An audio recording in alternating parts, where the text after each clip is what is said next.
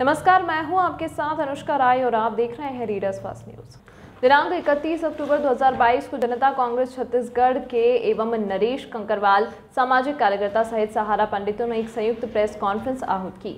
जनता कांग्रेस छत्तीसगढ़ जे रायगढ़ के जिला अध्यक्ष आशीष उपाध्याय ने प्रेस को संबोधित करते हुए बताया कि सहारा के अभियुक्तों को विरुद्ध अपराध दर्ज हो जाने और पुलिस द्वारा गिरफ्तारी नहीं किए जाने पर अपराधियों के हौसले बुलंद हैं। शहर में खुलेआम घूम रहे हैं लेकिन पुलिस को दिखाई नहीं दे रहे हैं। जांच अधिकारी खुलेआम कह रहे हैं कि उच्च अधिकारियों के द्वारा गिरफ्तारी नहीं करने के निर्देश हैं। नतीजा यह है कि अब अपराधी खुलेआम सहारा पंडितों को धमका रहे हैं। जिन लोगों के नाम लिखित सूचना में उल्लेखित हैं उनका नाम भी छोड़ दिया गया है। जनता कांग्रेस छत्तीसगढ़ से पुलिस की उक्त प्रकार की छवि कार्यवाही के विरुद्ध शंखनाद करेगी और आरोपियों को गिरफ्तारी के लिए और सही धारा लगाने के लिए सहारा पंडितों और सामाजिक कार्यकर्ता नरेश कंकरवाल के साथ दिनांक 8 नवंबर को एक दिवसीय धरना करेंगे।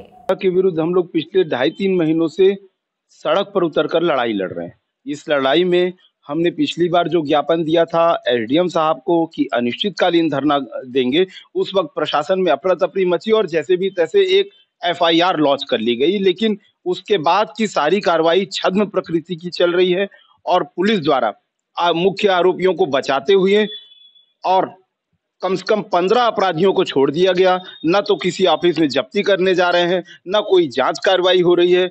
उल्टे जो मुख्य अपराधी हैं वो निवेशकों को धमकाते फिर रहे हैं कि जो सहारा है वो मधुमक्खी का छत्ता है, अगर इसमें हाथ लगाओगे तो खुद भी पीड़ित हो जाओगे।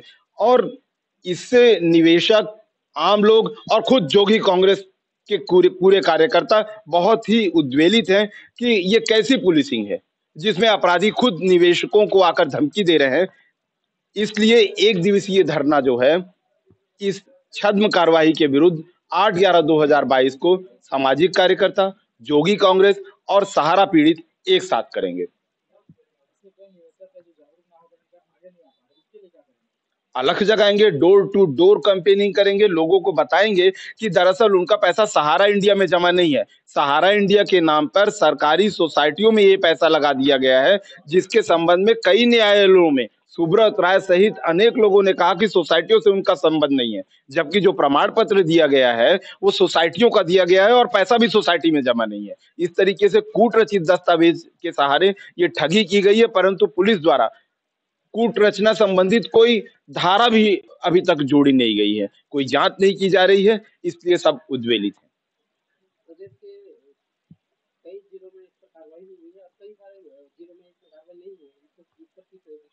वही तो हम कह रहे हैं, पूरे छत्तीसगढ़ में 25,000 करोड़ रुपए का निवेश हुआ है और पूरे भारत में इनके विरुद्ध 750 से ज्यादा एफआईआर हो गई है।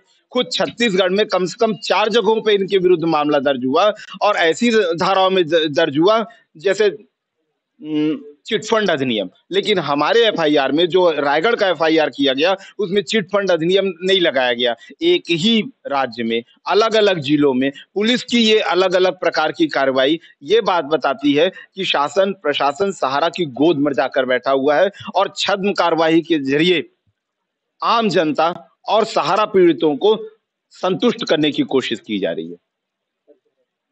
मैं जनता कांग्रेस छत्तीसगढ़ जे का जिला अध्यक्ष हूं और मैं और हमारी पूरी पार्टी सहारा पीड़ितों के लिए कमर कसकर ये सहारा इंडिया कंपनी करके एक बहुत बड़ा हिंदुस्तान में बैंक है जो गरीब, आदिवासी, अमीर सबके पैसे जमा करती है।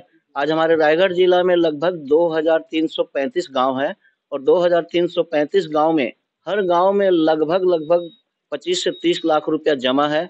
तो इतने पैसे जमा करने के बावजूद लोग जब अपने पैसे लेने के लिए पहुंच रहे हैं तो सहारा वाला बोलता है कि हमारे पास कोई पैसा जमा नहीं है। उनके सारे सहारा एजेंट जो है ना उनको दुत्कार रहे हैं, उनका पैसा खा करके इधर उधर भाग रहे हैं और जो खून पसीना से कमाया हुआ जो पैसा आज आम जन साधारण जो जमा किया है वो उसको प्राप्त नहीं हो पा रहा है और उनको प्राप्त कराने के लिए हम एक लंबी लड़ाई लड़ेंगे और इस लड़ाई को शासन प्रशासन को हम दिखाएंगे कि आम साधारण जन सामान्य का पैसा इस आसानी से कोई हजम नहीं कर सकता।